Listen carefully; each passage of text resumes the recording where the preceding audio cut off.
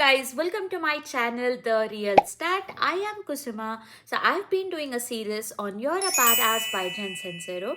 I'll be discussing my personal reflections and takeaways from each and every chapter. If you haven't watched chapter 1 and chapter 2 yet, then go and check it out. So today in this video I'll be discussing chapter 3, Present as Pigeon. The chapter actually starts with a quote given by a Chinese philosopher.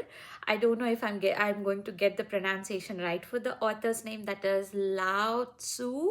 I'm sorry, but the quote is: "If you're depressed, then you're living in the past. If you're anxious, then you're living in the future. But if you're at peace, then you're living in the present." So the quote itself sets the tone for this entire chapter. It is like, you shouldn't be caught up so much with your past, or you shouldn't be anxious about the future, but you should be present in your present, and because that is actually what we have it, right? So that is all about the quote, and I felt that is going to be about the chapter. And also I was really confused with the title. Why pigeon?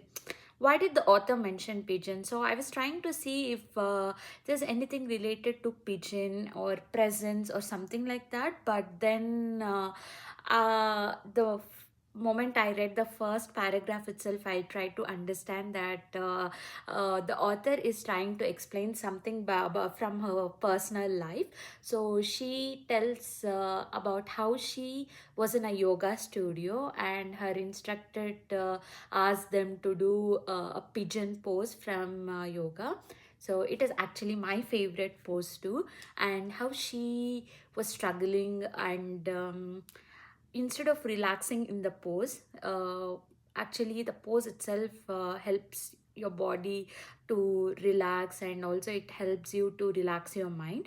But instead of doing that, how she was complaining about how instructor did not instruct them to change the pose, and how she didn't enjoy, and when she forgot about that and closed her eyes, and how much she enjoyed, how much relaxed she was. And that's where she starts the chapter, and slowly she keeps explaining about all these things, like how we have everything surrounded by us, like whatever we want, it's already there, but only because we aren't present in the like where we are, like how we aren't like living the present, where we are just caught up with the past, or we are caught up with the future, that we don't realize that all we want is already surrounding us. Like, she also tells about one, like an amazing Hindu story where a woman was so much interested in talking to like Krishna, where she wanted to meet Krishna.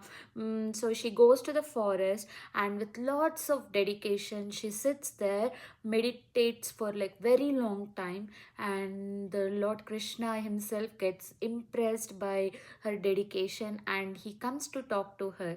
But she was so much focused with her goal that she didn't open her eyes when he came to talk to her, and she didn't even ask him like who he was. So she just made him go away from there.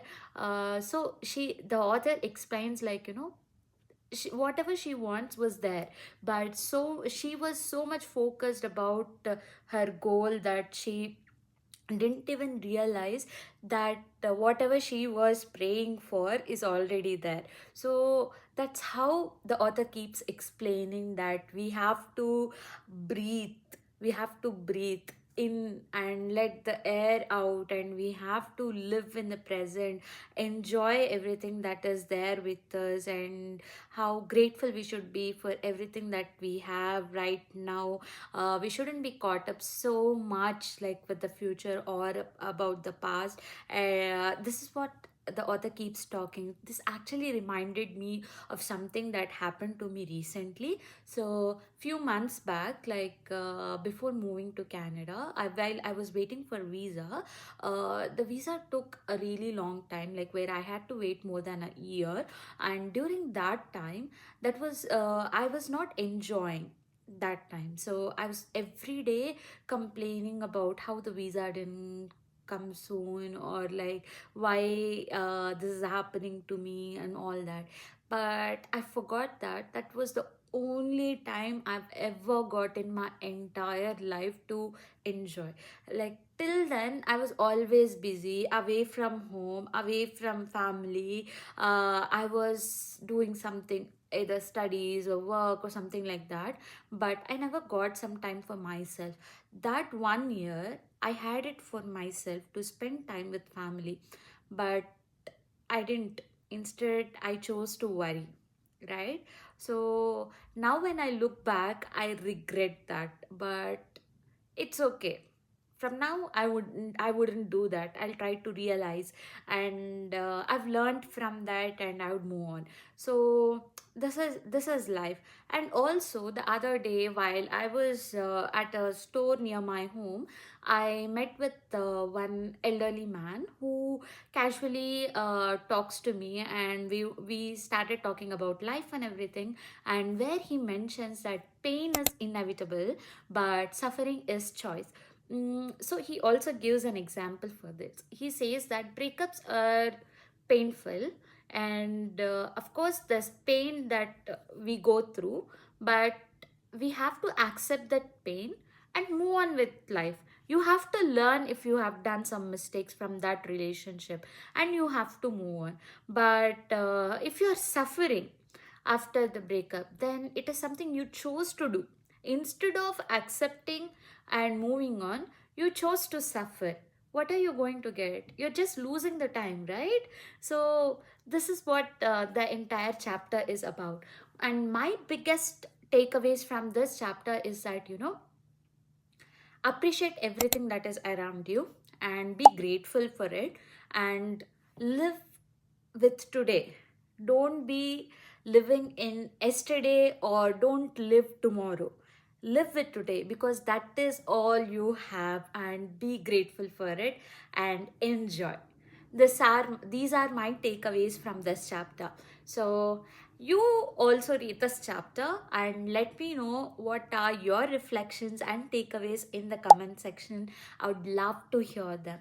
And if you're someone in healing and self-growth journey, then please do subscribe to my channel. Let's heal and grow together. And if you haven't subscribed to my channel yet, then go ahead and subscribe and give me a like. I I would be so grateful to you, because this actually motivates me and encourages me to do more and more videos like this. And I'll be back soon with chapter 4. Until then, see you. Bye bye. Take care.